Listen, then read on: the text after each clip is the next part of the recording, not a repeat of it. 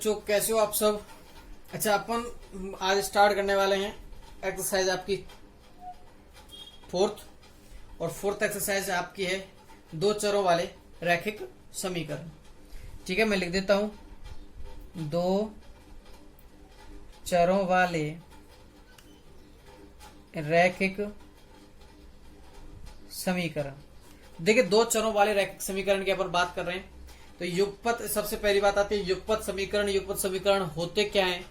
देखिए, दो द्विचर समीकरण। द्विचर समीकरण का मतलब एक x का एक y का है। ठीक है, एक x चर है इसमें और दूसरा चर क्या है, y।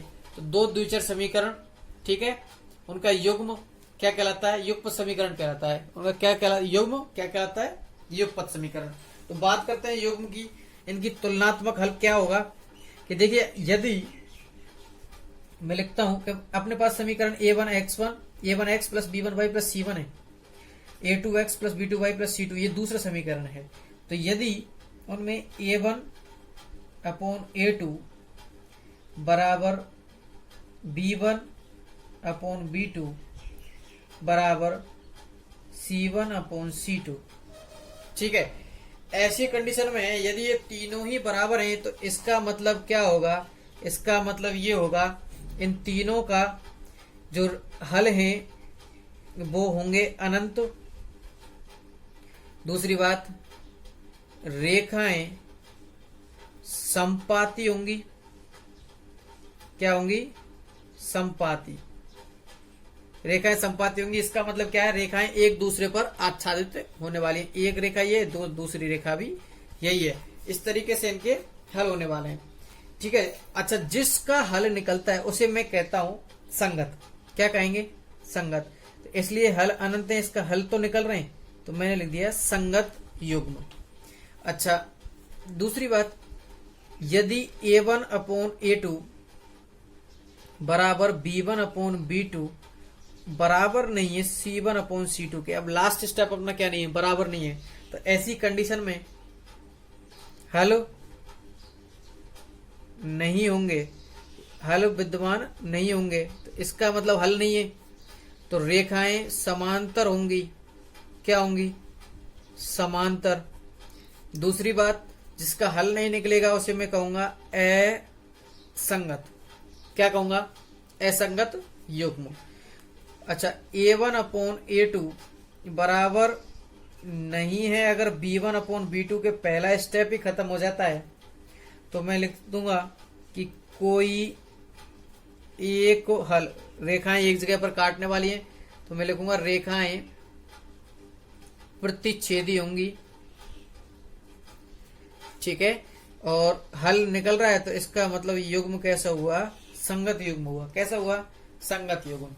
ठीक है, इनके आधार पर अब अपन बात करने वाले हैं एक्सरसाइज 4.1 का क्वेश्चन नंबर 1। तो देखिए, आपको उन चीजों को पढ़ लेना है, इस तरीके से याद कर लेना है। तो क्या होगा कि अनुपातों a1 अपॉन a2 ये b1 अपॉन b2 और c1 अपॉन c2 की तुलना कर ज्ञात कीजिए कि निम्न रैखिक समीकरणों के युग्म संगत हैं या असंगत। तो अपन बात करते हैं। तो देखो, मैं लिखता हूं, इनमें से निकाल के लिख रहा हूं, a1 बराबर 2 होगा, b1 बराबर क्या होगा? -3 और c1 बराबर क्या होगा? 8। ठीक है, इसमें देखता हूं कि a2 बराबर क्या होगा? 4, b2 बराबर क्या होगा? -6 और c2 बराबर क्या होगा? 9। ठीक है, तो देखिए मैं लिख देता हूं कि a1 अपॉन a2 क्या है? a1 अपॉन a2 2/4, 1/2 निकाल लिया। अब मैं निकालता हूं b1 अपॉन b2, तो -3 - 6 क्या है? 1/2। अब मैं निकालता हूं c1 अपॉन c2, तो निकालता हूं 8/9। तो अपने पास ये दोनों तो बराबर हैं, लेकिन वो बराबर नहीं है। तो मैं लिख सकता हूं कि a1 अपॉन a2 बराबर b1 अपॉन b2 बराबर नहीं c1 अपॉन c2 के। तो हल संगत होंगे या असंगत होंगे? ऐसी कंडीशन में आपको मैंने पहले बताया है, अगर ऐसी कंडीशन में होंगे तो रेखाएं एक दूसरे के समांतर होंगी, कोई हल विद्यमान नहीं होगा। इसलिए युग्म कैसा हो जाएगा? असंगत। कैसा हो जाएगा युग्म? असंगत। ठीक है। अब बात करते हैं इसके सेकंड पार्ट की। सेकंड पार्ट में क्या दिया गया है कि 3x माइनस वाई बराबर 2, तो इसलिए इसका a1 क्या हो जाएगा 3, b1 क्या हो जाएगा -1 और c1 क्या हो जाएगा 2, a2 क्या हो जाएगा इसका 6, b2 क्या हो जाएगा -2 और c2 क्या हो जाएगा इसका 4। ठीक है। अब मैं बात करता हूं कि a1 अपॉन a2 की, तो a1 अपॉन a2 बराबर 3/6 बराबर 1/2। b1 अपॉन b2 की बात में जब करता हूं तो -1/-2 तो बराबर क्या आया 1/2। c1 अपॉन c2 की मैं जब बात करता हूं तो 2/4 तो क्या आएगा 1/2।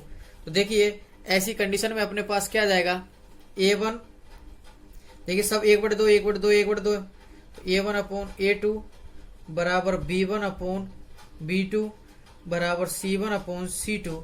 तो क्या होंगे अनंत हल विद्यमान होंगे। कितने हल? अनंत हल। तो युग्म कैसा हो जाएगा संगत। कैसा हो जाएगा युग्म संगत। ठीक है। चलो चलते हैं नेक्स्ट पार्ट पर। अच्छा, इसका थर्ड पार्ट क्या है 2x माइनस 2y बराबर 2 और 4x माइनस 4y बराबर 5। तो मैं लिखता हूं फिर a1 बराबर 2, b1 बराबर -2 और c1 बराबर 2, a2 बराबर 4, b2 बराबर -4 और c2 बराबर 5। ठीक है। तो मैं लिख देता हूं, निकालता हूं a1 अपॉन a2 बराबर क्या आएगा 2/4 मतलब 1/2। अच्छा, b1 अपॉन b2 क्या आने वाला है -2/-4 मतलब 1/2। c1 अपॉन c2 क्या आने वाला है 2/5। अच्छा देखिए यहाँ 1/2 1/2 यहाँ 2/5, तो मैं लिख देता हूँ a1 अपॉन a2 बराबर b1 अपॉन b2 बराबर नहीं है c1 अपॉन c2 के, तो ये बराबर नहीं है। ठीक है। इसलिए मैं लिख देता हूं कि रेखाएं असमांतर हैं, तो रेखाएं समांतर हैं तो हल क्या होंगे असंगत। क्या होंगे? हल असंगत होंगे। ठीक है। अब मैं बात करता हूं आपके जो आपको फोर्थ पार्ट दिया हुआ है पहले क्वेश्चन का उसके बारे में। तो क्या होगा ऐसी कंडीशन में आपको क्या करना है, जो आपका हर दिया गया है उसका गुणा कर दीजिए। मैं 3 का गुणा करता हूं तो क्या हो जाएगा 4x रहेगा, ये तो 3 कट जाएगा, 3 का गुणा इससे किया तो 6y और इससे किया तो 24। अच्छा, इसको यूं की यूं रहने दें। अब अपने पास a1 क्या हुआ 4, b1 क्या हुआ 6, c1 क्या हुआ 24, a2 क्या हुआ 2, b2 क्या हुआ 3 और c2 क्या हुआ 12। तो मैं लिख सकता हूं क्या कि a1 अपॉन a2 बराबर मान निकालूं 4/2 क्या आएगा 2। मैं अगर मान निकालने लगा b1 अपॉन b2 6/3 क्या आया 2, c1 अपॉन c2 24/12 क्या आया 2। 2 2 2 तीनों का मान है, तो मैं लिख सकता हूं कि a1 अपॉन a2 बराबर b1 अपॉन b2 बराबर c1 अपॉन c2, ये तीनों बराबर हैं, इसलिए हल होंगे अनंत और संगत। क्या होंगे? युग्म कैसा होगा? संगत होगा। ठीक है। तो इस प्रकार से दोस्तों इसका अपन बात कर लेते हैं कि भाई a1 अपॉन a2 बराबर बराबर होता है b1 अपॉन b2 और बराबर है c1 अपॉन c2 के। तो विद्यमान हल कितने होंगे? अनंत, और अनंत हल होंगे तो मान को जो युग्म हो जाएगा वो कैसा हो जाएगा? संगत हो जाएगा। ठीक है। धन्यवाद। मिलते हैं नेक्स्ट वीडियो में।